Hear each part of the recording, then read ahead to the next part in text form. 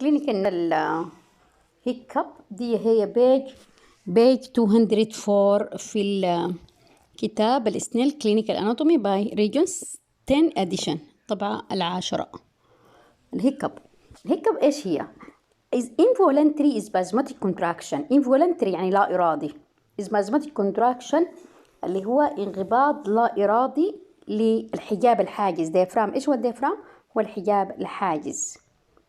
accompanied يعني تكون مصحوبة ب approximation of the focal fold. approximation accompanied by approximation قلنا هي hiccup is involuntary spasmodic contraction.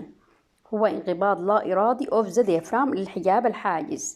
accompanied بيكون مصحوب ب approximation of the focal cord اقتراب الحبال الصوتية and closure of the glottis of the larynx تقفل لسان المزمار وغفل لسان المزمار.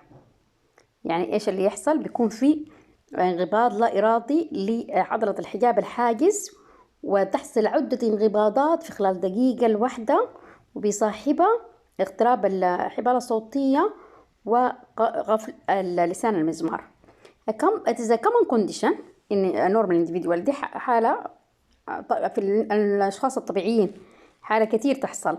عادة تحصل متى؟ after eating or drinking بعد الأكل أو الشراب as a result of gastric irritation بسبب تهيج gastric irritation result of gastric irritation of the vagus end لأنه مكونات المعدة تعمل irritation أو تهيج لنهايات عصب الفيغاس.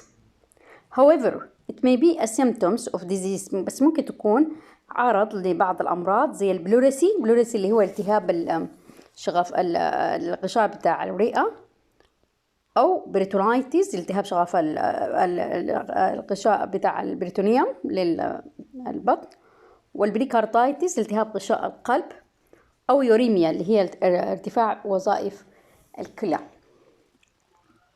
طيب diaphragm paralysis. diaphragm قلنا إيش معناها؟ معناها الحجاب الحاجز. paralysis يعني شلل الحجاب الحاجز. a single dome of diaphragm. طبعا احنا عارفين إن الديافرام ده مهم جدا جدا في التنفس، هي أهم عضلة في الحجاب الحاجز في التنفس. ممكن الشلل في الحجاب الحاجز يكون في جهة واحدة أو في اتجاهين. a single dome of diaphragm يعني لو كان الشلل ده في جهة واحدة i.e. hemidiaphragm جهة واحدة may be paralyzed يعني ممكن يتشلل by crushing or sectioning of the phrenic nerve.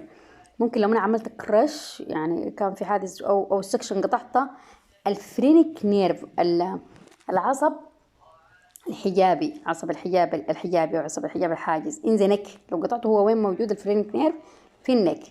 This may be necessary in the treatment of certain form of lung tuberculosis. ممكن الحكاية دي مثلا يقطعوه قاصدين لأنه في أحيانا بيحتاجوا به لعلاج بعض أنواع lung tuberculosis. lung يعني رئة، tuberculosis السل الرئوي. when the physician اللي هو الدكتور wishes to rest the lower lobe of the lung. الدكتور قرر إنه يريح الجزء الأسفل lower lobe، الجزء الأسفل أو الفصل الأسفل من الرئة on one side في اتجاه واحد.